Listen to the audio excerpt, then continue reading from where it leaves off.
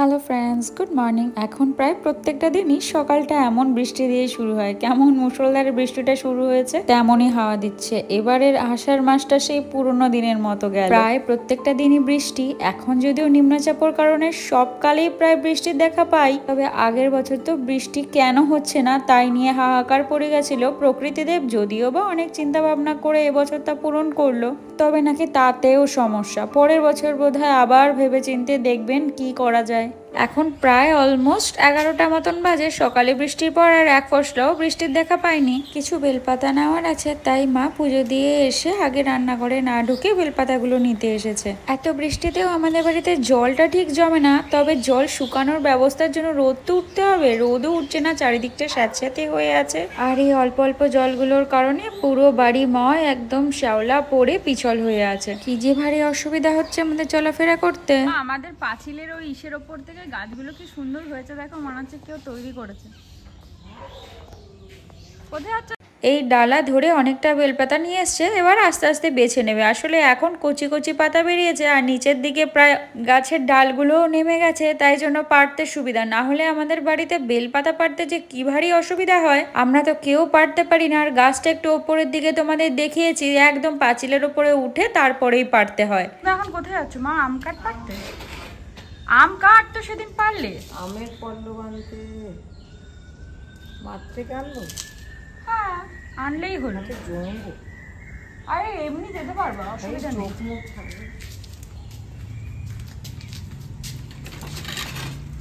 এটা সরাতেই এখন অসুবিধা। চলো, তো তোমাকে তো ওটাকে আবার পাড়তে হবে মা। ওই যে ইসাটাকে কি যেন বলে, দূর ভুলেও যাচ্ছে। আবার ছাদে নিয়ে চলে এসেছি আজকে।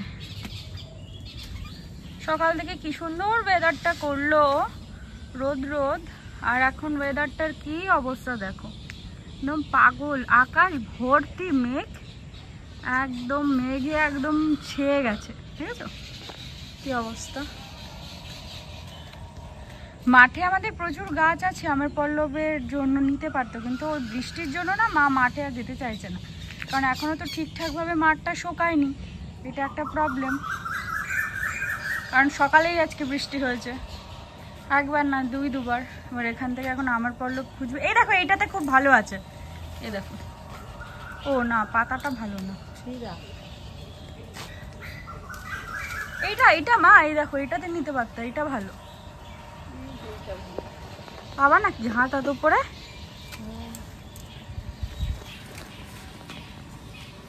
আমটা ছিঁড়ে যাবে গো, যেভাবে টানছো। এইটাও ভালো, এইটা এই কর্নারটাও ভালো।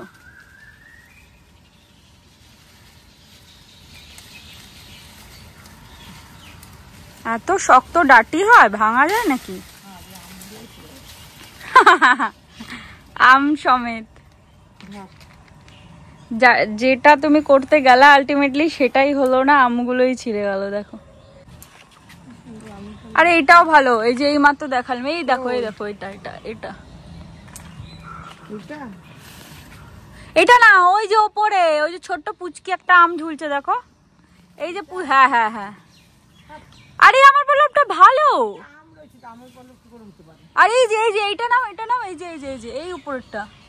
হ্যাঁ হ্যাঁ হ্যাঁ হ্যাঁ, এটা খুব ভালো। এটা না, তার উপরেরটা। হ্যাঁ হ্যাঁ, ওটা ভালো। দেখো,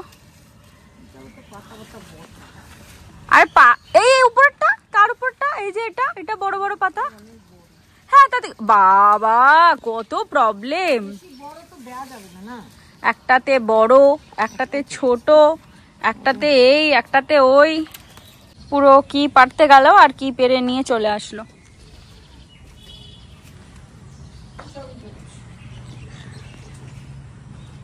আরেকটা চোট বৃষ্টি আসতে পারে এরকমই মনে হচ্ছে আকাশটা দেখে। তবে এই ছাদে উঠলে না এত ভালো লাগে চারিদিকটা দেখতে, বিশেষ করে আমাদের এই জায়গাটা এত সুন্দর লাগে। ওপর থেকে যতটা না নিচ থেকে সুন্দর লাগে, তার থেকে বেশি ওপর থেকে সুন্দর লাগে। তারপরে আবার সুন্দর সুন্দর পাখির ডাক, ওফ, একদম মনটাই কেড়ে নেয়।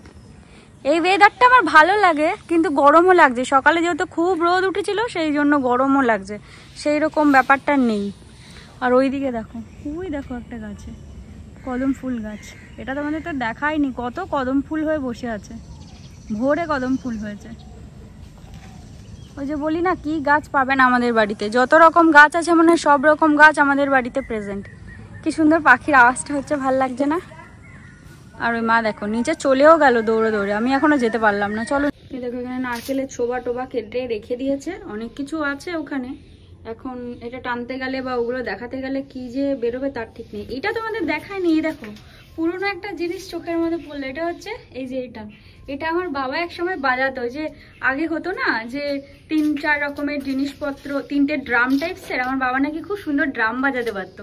এই দেখো হঠাৎ করে চোখে বললো, তো বেশ ভালো, ভাগ্যেস উপরে এসেছিলাম তাই চোখে বললো। বাবা খুব সুন্দর ড্রাম বাজাতে পারতো, আমাদের বাড়ির সবাই কিছু না কিছুতে দক্ষ, কিন্তু যাই হোক সেটা কেউ আর কাজে লাগাতে পারিনি। চলো নিচে যাই। আমার মা মনে হয় ভুলে গেছে আমি উপরে আছি, নেমে টেমে কি সুন্দর গেটটা দিয়ে দিয়েছে। মা, তুমি কি ভুলে গেছো আমি উপরে আছি? আরে ভাই, আমি যে উপরে আছি সেটা মায়ের মনেই নেই, তো এটাকে আমি কি করে লাগাই?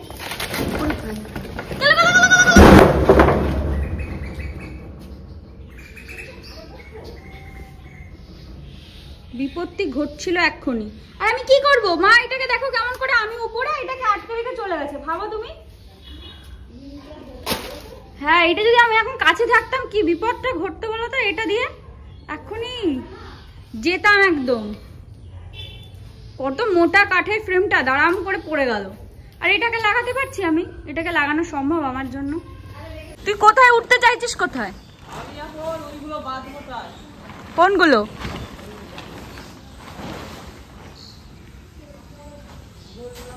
যাচ্ছিসটা কই তুই উপরে? আমাদের নেই নেই বাড়ি নেই, ওরা কেউ বাড়ি নেই, কিন্তু পুরো ফাঁকা। কেন, কি দাবি? কেউ না, তোমাকে ডাকেনি, তোমাকে ডাকেনি, ছোট মামিকে ডেকেছে। ছোট মামিরা কেউ বাড়ি নেই, ওইখান থেকে বাদ। আমাদের পুজো হয় ওই দিকটায়, তো এখান থেকে এরকম সব জিনিসপত্র নিয়েই জঙ্গলের মধ্যে দিয়ে কোথা দিয়ে যাবে, তাই জন্য এবার পুজোর সমস্ত কিছু চেঞ্জ করে। কে কে পেরেছে পেঁপে? তুই পারলি? আমাকে ডাকতে পারতিস, আমাকে না ডাকলে আমি কি করে বুঝবো? আমাকে ডাকতিস, হ্যাঁ তুই ডাকতিস। আর কাকা এখানে এখন এই সমস্ত কিছু, এই তাঁবুটাকে সেট করছে, অন্য কেউ করে দেয় কিন্তু প্রত্যেকবার কাকাই করে। এই তাঁবু টাবু সেট করে, এগুলো আমার কাকা ছাড়া কেউ করতে পারে না।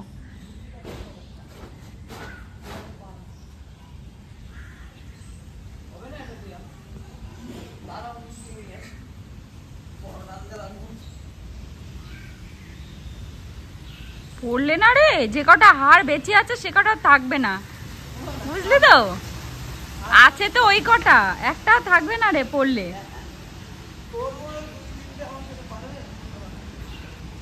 সেটা পারবে না, আমার মতো 2-3টে তোর সাথে পারবে না, তুই কি এমনি এমনি।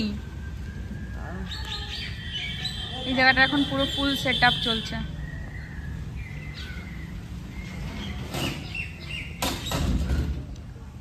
দেখেছিস কোনো কাজের না তুই, আমি এমনি এমনি বলি, অকাজের দোকানদারি, এমনি এমনি বলি না।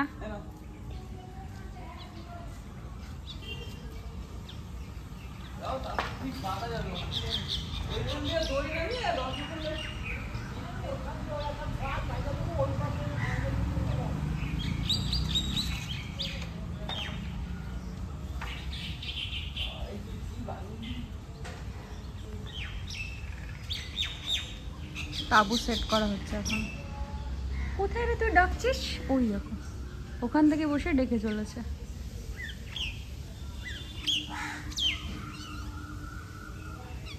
এখন আবার খাওয়ার সময় ওদের হয়নি, কিন্তু ডাকাডাকির সময়টা হয়েছে ওদের।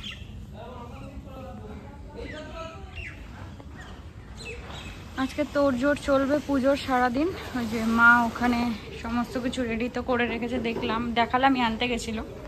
যে এখানে দূর্বা তুলে রেখেছে, আমের পল্লব আর বেলপাতা, এগুলো পরে বসে বসে বিকেলবেলা ড্রেস ছেড়ে বসে তারপরে এগুলোকে মানে বাছাবাছি হবে, কারণ এখন তো মাছ টাছ খেয়ে নেবে, সেই কাপড়েতে এসব করা যাবে না। আর এদিকে এখন জোর কদমে চলছে। আমার ঠাম্মা কোনো পুজো বাদ রাখেনি, তো ওরা যতদূর পারে সবটা করার চেষ্টা করে। বাবা, কাকা, কাকিমা, মা সবাই মিলে ওরা চেষ্টা করে যতটুকু আর কি এখন অবধি বাঁচিয়ে রাখার। তারপরে আমাদের জেনারেশন কতটা কি করতে পারবে আমরা জানি না। এই কুকুরটাকে মা একদম দু চোখে দেখতে পারে না, কিন্তু ও আবার বাড়িতে এসে হানা দিয়েছে। এখন যদি মা দেখতে পারে ও বাড়িতে এসছে, তাহলে মা দৌড়াবে শুধু ওকে তাড়ানোর জন্য। এরকম পরিস্থিতি। এখন অলমোস্ট প্রায় 4:15 মতন বাজে। খাওয়া দাওয়া অনেক আগেই কমপ্লিট হয়ে গেছে। খাওয়া কমপ্লিট করে আমার দই খাওয়া দাওয়া করে এখন যাচ্ছে একটু বাইরে, তোমাদের আবার নিয়ে যাচ্ছি। যে তখন দেখালাম ওটা হচ্ছিল, তাঁবুটা টানানো হচ্ছিল, সেটা তো দেখানো হয়নি যে কমপ্লিট হয়েছে। আসলে এবার তোমাদের বলে যে কেন তাঁবু টানানো হলো বা কি বিষয়, সেটা তো তোমরা জানো না। কারণ এর আগের দিনও তোমরা দেখলে যে কাঠ পাড়া হচ্ছে, আম কাঠ, এই সেই।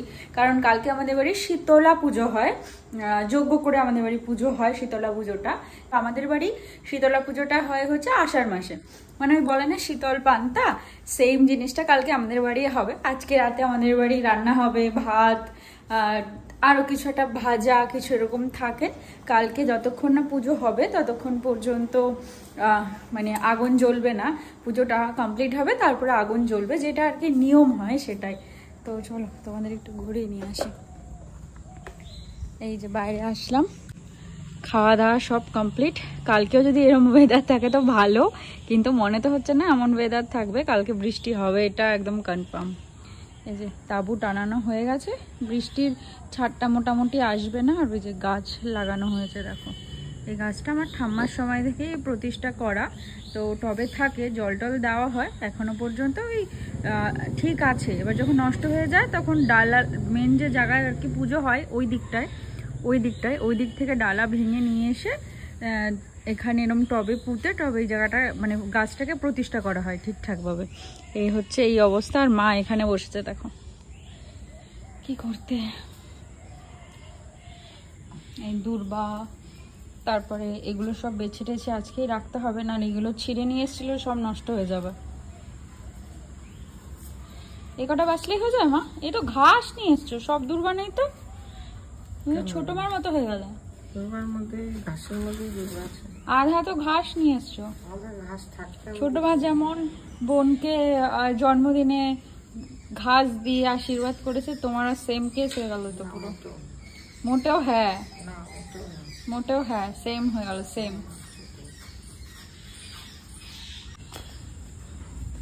দাঁড়ো গেটটা দিয়ে আসি, নাহলে আমাদের বাড়িতে আবার কয়েকজন আছে।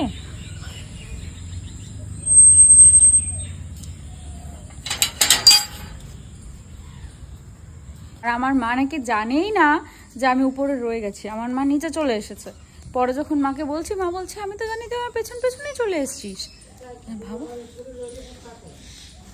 তোমার পেছন আমি চলে আসবো, তুমি দেখছো একটা মানুষ আসছে না, তুমি সেটা বলবে না?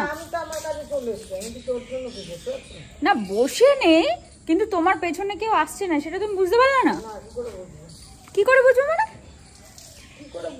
কি অদ্ভুত কথাবার্তা। ওই যে ওই জায়গাটা এখন পুরোপুরি ক্লিন করা চলছে, যেহেতু পুজো হবে। ওই জায়গাটা তো খুব বাজে কন্ডিশন হয়েছিল একদম।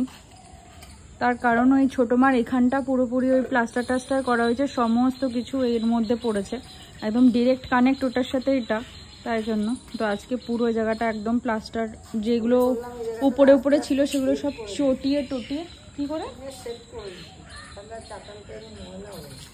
কোনটা উপরটা টিনের শেড করে দিতে?